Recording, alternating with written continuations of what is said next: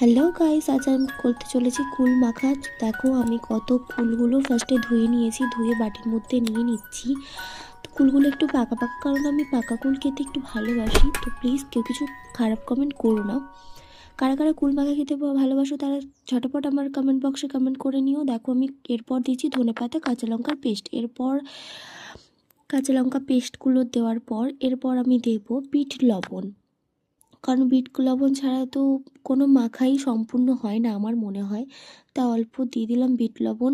আমার তো বলতে গিয়েই জিভে জল চলে আসছে। তোমাদের কারে কারে দেখে জিভে জল আসছে ঝটপট কমেন্ট করো। আর আমাকে বলো আমার মতো বানিয়ে যে আমার এই মাখাটা কীরকম খেতে লাগলো, টেস্ট করে বলো। দেখো আমি এরপর দিয়েছি বিট লবণ, বিট লবণের পর দিয়েছি একটু সর্ষের তেল।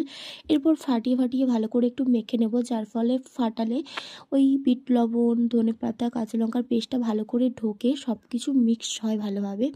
তো দেখো আমার মাখানো তো প্রায় কমপ্লিট, তোমরা একবার ভালো করে দেখে নাও। দেন এটা আমি টেস্ট করে তোমাদের জানাচ্ছি খেতে কেমন হয়েছে। দেখো ফার্স্টে তো আমি একটু টেস্ট করে নিয়েছিলাম, তারপরেও তোমাদের সামনে দেখাবো বলে আরেকবার টেস্ট করে বলছি কেমন হয়েছে। তো দেখো আমি এখন খাচ্ছি কুল মাখা। দারুণ টেস্ট হয়েছে কুল মাখাটা, আমি তোমাদের বলে বোঝাতে পারবো না, এত সুন্দর হয়েছে। এক কথায় দারুণ। নিজে মাখিয়েছি বলে বলছি না, আমি যেরকমভাবে মাখালাম সেরকম সেমভাবে তোমরা মাখিয়ে খেয়ে দেখো যে কেমন লাগে।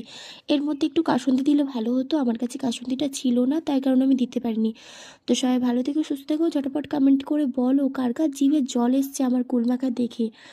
তো চলো, ভালো থাকবে, সুস্থ থাকবে, দেখা হচ্ছে নেক্সট একটা ভিডিওতে। এখনের জন্য টাটা, বাই বাই। সবাইকে অনেক অনেক ভালোবাসা, লাভ ইউ অল।